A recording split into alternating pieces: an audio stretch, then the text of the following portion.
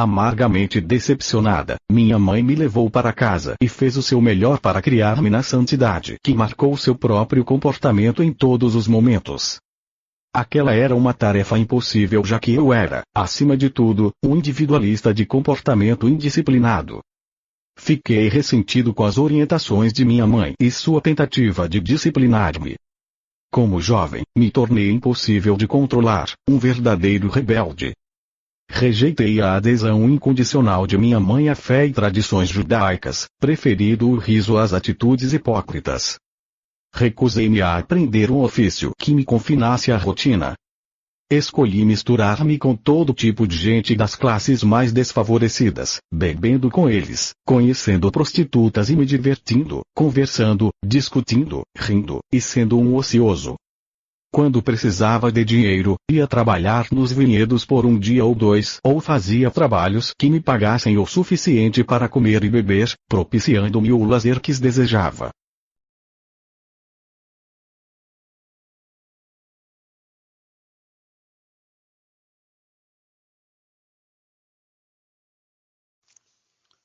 O texto começa com a frase amargamente decepcionada. Uma decepção que causa uma amargura quando você não consegue algo que você pretende. No caso aqui, que está se referindo à sua mãe.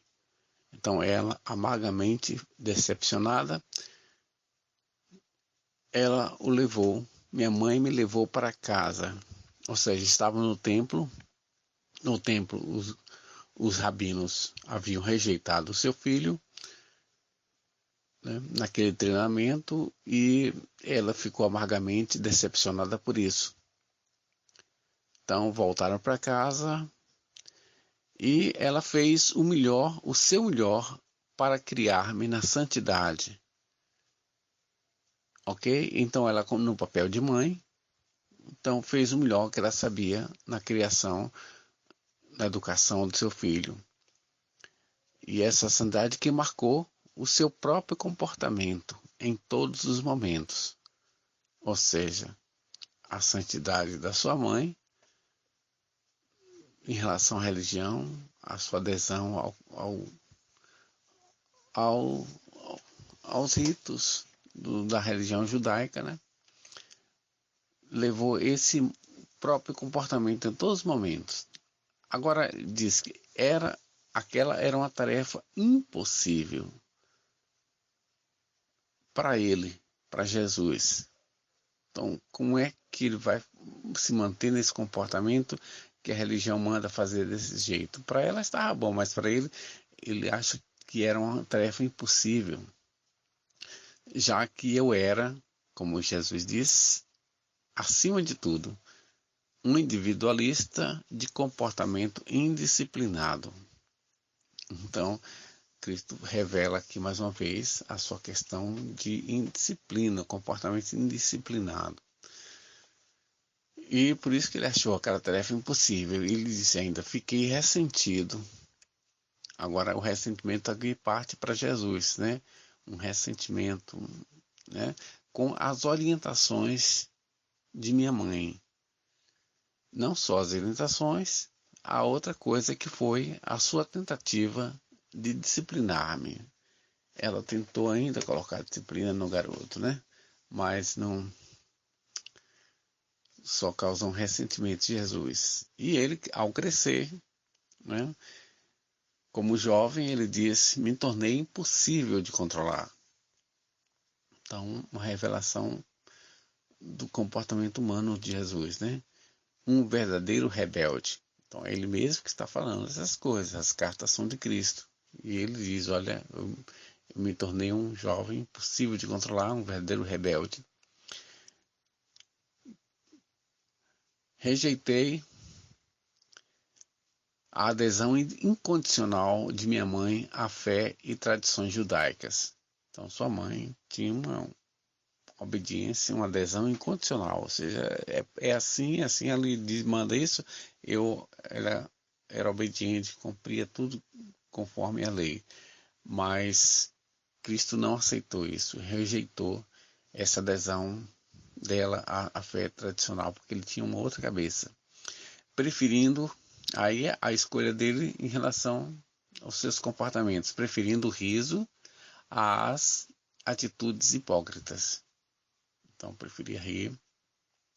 E aqui ele fala mais coisas sobre seu comportamento, que ele diz: recusei-me a aprender um ofício que me confinasse à rotina.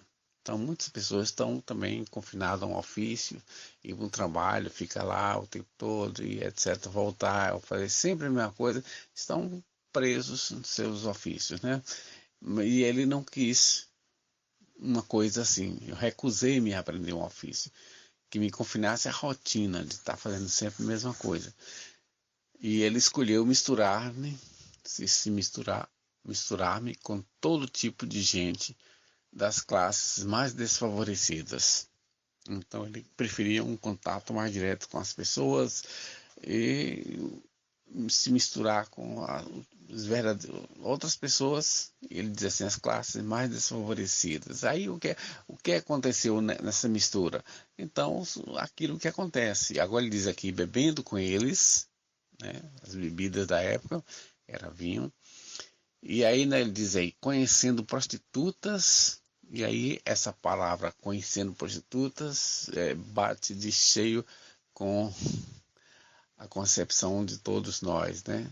Achamos que não é possível uma coisa dessa, que ele não podia ter feito isso, mas a palavra é conhecendo prostitutas.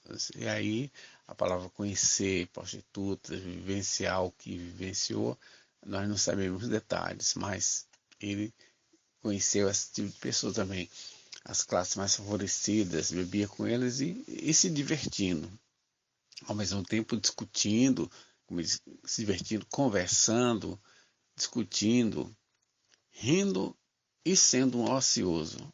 Você talvez tenha percebido assim, ou se não vivenciado um pouco situações como essas. Aí depende do seu sexo, da sua vivência. Não é genérico, mas ele viveu essa vida com um rapaz já crescido, então viveu essa vida comum. E ele diz ainda, quando precisava de dinheiro, o dinheiro era necessário antigamente, como hoje ainda é. Aí o que ele fazia? Ele não ia roubar, né? Mas ele ia trabalhar nos vinhedos por um dia ou dois. Não ficava no emprego pro resto da vida, mas por um dia ou dois. Ou fazia trabalhos que me pagassem o suficiente para comer e beber. Ok? Geralmente as colheitas, trabalho de um dia ou dois, dava alguma grana, ele recebia, depois ia se divertir novamente, comer e beber, propiciando-me o lazer que desejava. E aí, só um comentário a mais, a gente vai dizendo, mas esse retrato aqui, descrito aqui pelo Cristo, não parece nada com o Cristo que a gente conhece. Como é que é? Mas os evangelhos não dizem nada sobre isso. É uma revelação exclusiva do próprio Jesus Cristo sobre a vida dele, a infância que os evangelhos omitem. Não dizem nada, porque não sabem mesmo nada. Não sabiam. E aqui Jesus está dizendo como é que era a vida dele. Isso talvez vai nos escandalizar um pouco, muito pouco, mas ao mesmo tempo é a verdade que ele quer nos contar. A verdade da sua vida pessoal. E aí é uma revelação dele. E o que aconteceu depois no deserto que o transformou no mestre curador. Amém.